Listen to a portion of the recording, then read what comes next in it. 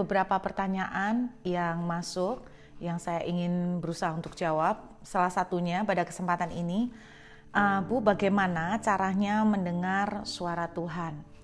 Sebetulnya ini pertanyaan yang sering ditanyakan orang. Mungkin lebih tepatnya pertanyaannya gini, bagaimana sih kita bedakan antara itu suara Tuhan atau bukan? Karena saya tuh percaya ya Tuhan itu seorang papa. Namanya seorang papa, pasti seorang papa itu kepengen banget untuk ngomong sama anaknya. Nah, masalahnya banyak dari kita itu nggak peka. Apakah Tuhan tuh lagi berbicara atau enggak? Saya sangat yakin dalam keseharian saudara, Tuhan pasti ngomong sesuatu. Cuman kita nggak terlalu sensitif untuk nangkap. Nah, Tuhan bisa bicara lewat mimpi misalnya, Tuhan bisa bicara lewat penglihatan, Tuhan bisa bicara lewat firman yang disampaikan di gereja, Tuhan bisa bicara lewat khotbah yang saudara dengar di YouTube, Tuhan bisa pakai bahkan segala yang kita temuin, kata Alkitab, hikmat ada di mana-mana. Bahkan saya bisa menangkap suara Tuhan itu, kadang-kadang Tuhan bisa pakai papan billboard itu untuk bicara, papan sponsor itu bisa dipakai Tuhan untuk bicara. Bahkan kadang-kadang Tuhan bisa pakai juga misalnya message yang dikirimkan di Instagram atau di WhatsApp, tiba-tiba seperti begitu hidup sekali buat kita. Nah, itu sebetulnya Tuhan sudah bicara. Cuman masalahnya kita peka nggak untuk nangkep, kita sadar nggak untuk nangkep bahwa itu Tuhan lagi ngomong sesuatu.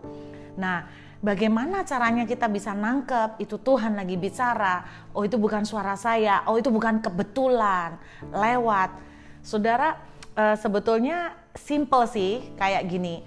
Bagaimana saudara bisa mengenali suara suami atau suara istri atau suara pasangan saudara? Apakah saudara bisa menjelaskan ke saya suaranya kotak, ngebas, gede, kecil, cuman sebatas itu, tapi orang lain nggak bisa memahamin itu.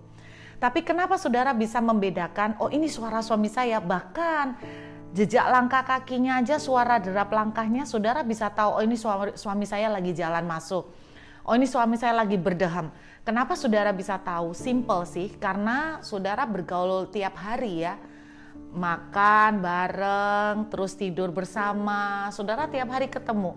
Nah, kalau kita dengan Tuhan membangun seperti itu, saudara, saya sangat yakin saudara akan bisa nangkep suara Tuhan.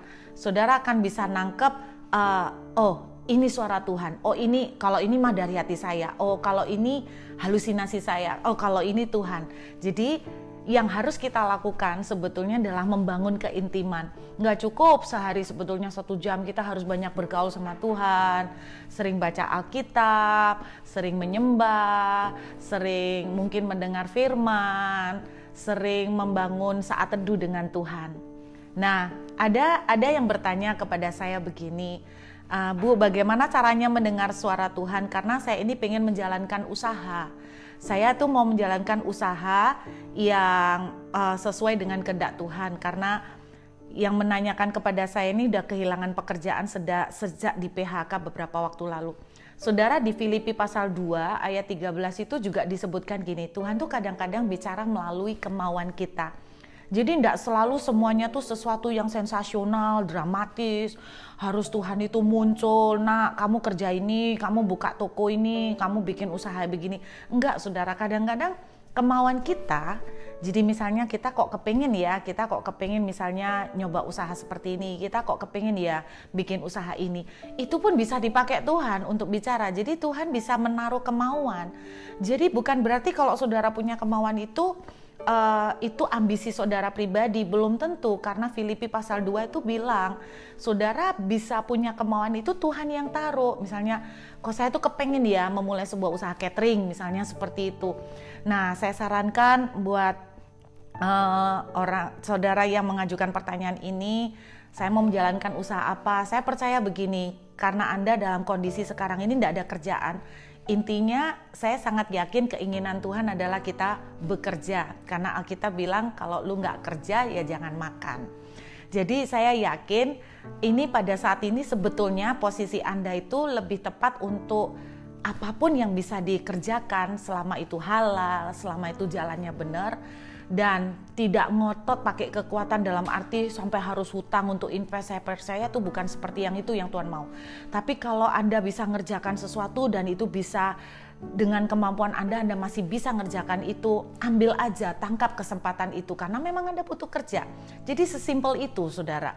Itu pun kehendak Tuhan. Kehendak Tuhan adalah supaya saudara bekerja. Tidak peduli ladang yang saudara kerjakan, mau yang satu beternak, mau yang satu bertani, semuanya saya percaya Tuhan berkenan gitu loh. Karena Tuhan juga menaruh kemauan di dalam kita untuk kita digerakkan. Nah, itu pun bisa menjadi bentuk suara Tuhan. Jadi mudah-mudahan ini bisa menjawab pertanyaan saudara. Tuhan memberkati saudara.